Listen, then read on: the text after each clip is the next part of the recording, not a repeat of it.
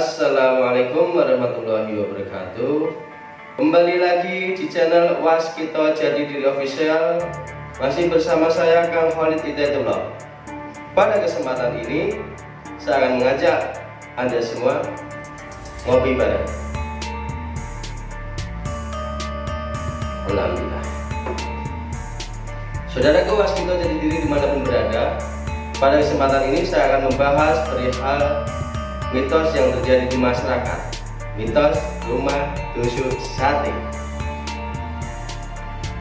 Sebelum menjelaskan lebih lanjut, jangan lupa saudaraku Waskito dimanapun berada, like, komen, dan subscribe channel Waskito Jati Diri Official. Saudaraku Waskito Jati Diri dimanapun berada, kita sering mendengar mitos-mitos di masyarakat perihal rumah tusuk sate. Sebelum saya akan menjelaskan lebih detail, saya akan menjelaskan terlebih dahulu apa sih rumah tusuk sate. Rumah tusuk sate yaitu rumah yang berada di ujung persimpangan jalan atau rumah yang berada di sudut persimpangan. Masyarakat sering meyakini bahwasanya orang yang tinggal di rumah tusuk sate akan memiliki banyak problematika kehidupan. Ada yang percaya jika ada orang yang tinggal di rumah tusuk sate maka akan mudah sakit-sakitan. Ada juga yang berpendapat jika ada orang yang tinggal di rumah tusuk sate maka akan mudah cekcok dengan keluarganya, entah dengan istri, suami, ataupun anak. Ada juga yang mempercayai jika orang yang tinggal di rumah tusuk sate dan memiliki usaha di rumah tersebut, maka usahanya akan mudah hancur atau bangkrut.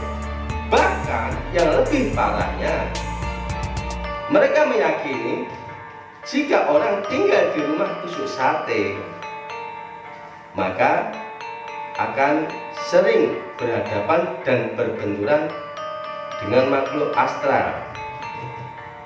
Dari hal kejadian tersebut, mereka meyakini secara kuat terjadinya kecelakaan di depan rumah mereka disebabkan karena rumah mereka adalah rumah tusuk sate. Bagaimana kebenarannya? Kita akan bahas pada kesempatan hari ini. Tapi jangan lupa saudaraku, like, komen, dan subscribe. Baik saudaraku, pas kita jadi diri dimanapun berada, kita lanjutkan pembahasan tentang rumah tusuk sate. Banyak orang yang meyakini orang yang tinggal di rumah tusuk sate akan terjadi sakit, akan terjadi mudah cekcok dengan keluarga, akan terjadi berbenturan dengan gaib ataupun astral. Bahkan mereka mempercayai terjadinya kebangkrutan usaha. Sebenarnya ini berhubungan dengan residual energi yang insya Allah pada episode selanjutnya saya akan membahas apa sih residual energi, bagaimana prosesnya. Kita akan bahas pada episode selanjutnya. Insya Allah kami akan membahas perihal residual energi. Baik, saya akan membahas satu persatu. Sebenarnya rumah tusuk sate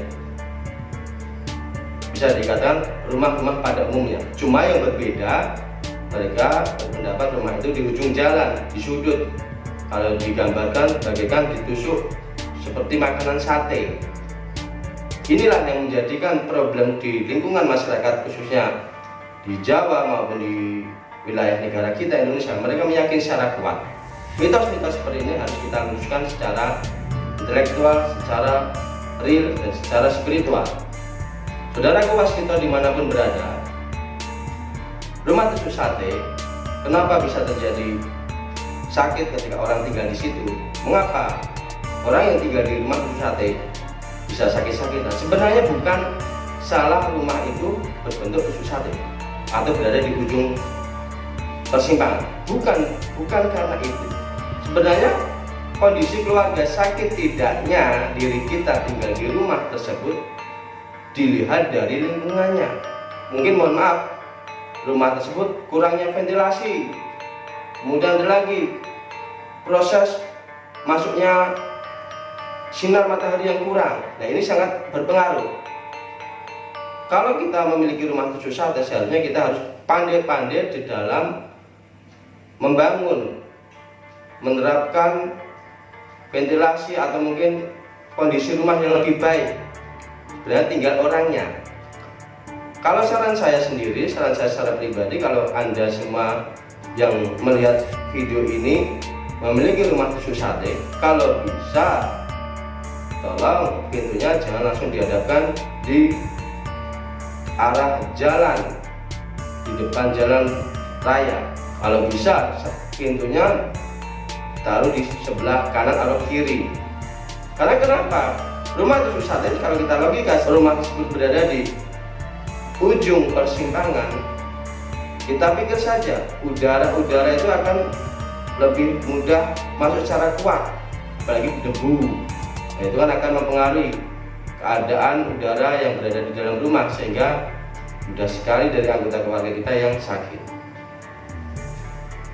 Dan kalau bisa, jika saudara punya rumah tusuk sate, pasanglah ventilasi sesuai dengan keadaan rumah Anda. Kalau ventilasinya cuma terbatas satu saja, bagaimana kesehatan Anda bisa terjamin dengan baik?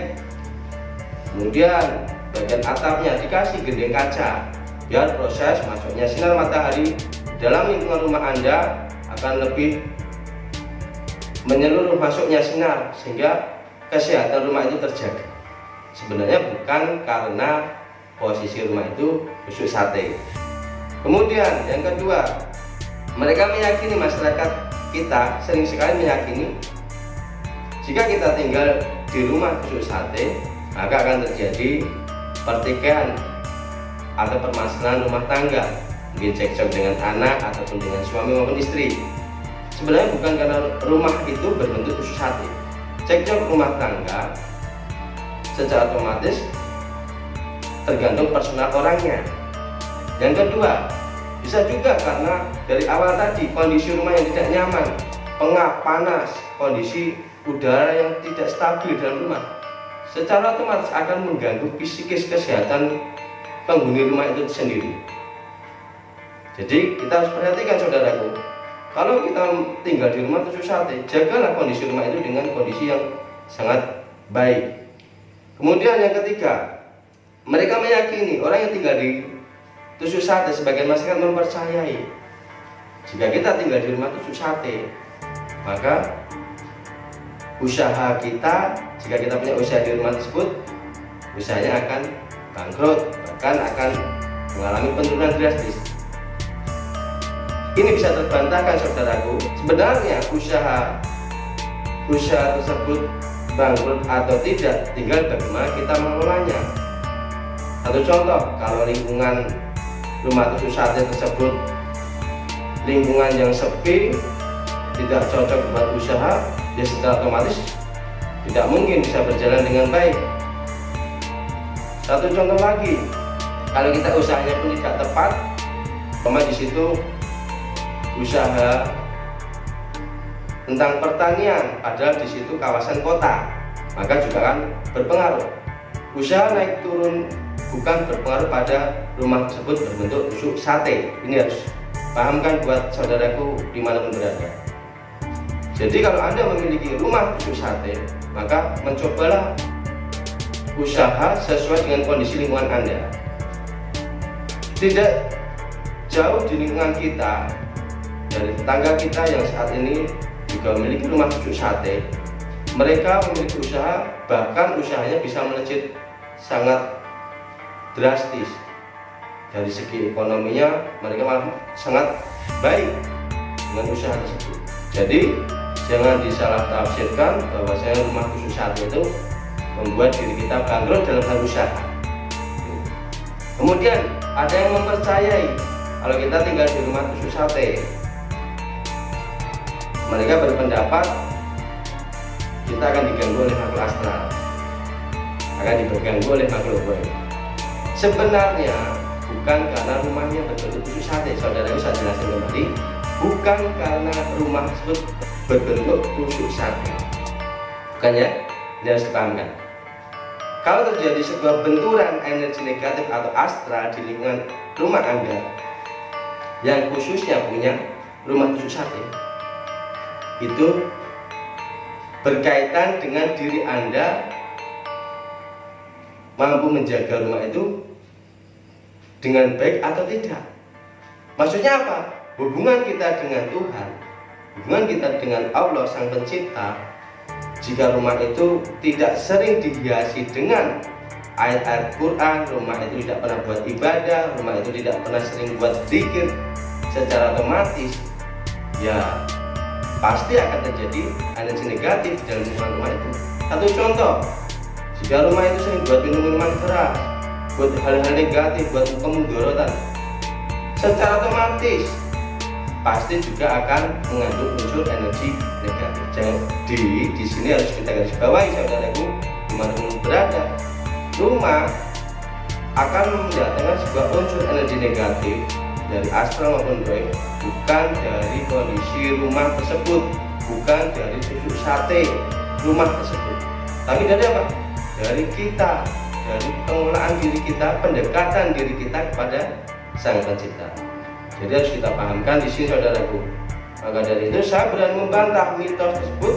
Jika ada yang menyatakan rumah tusuk sate itu mendatangkan bencana, bagi saya pribadi di sini saya bantah, itu hanya mitos, tidak benar.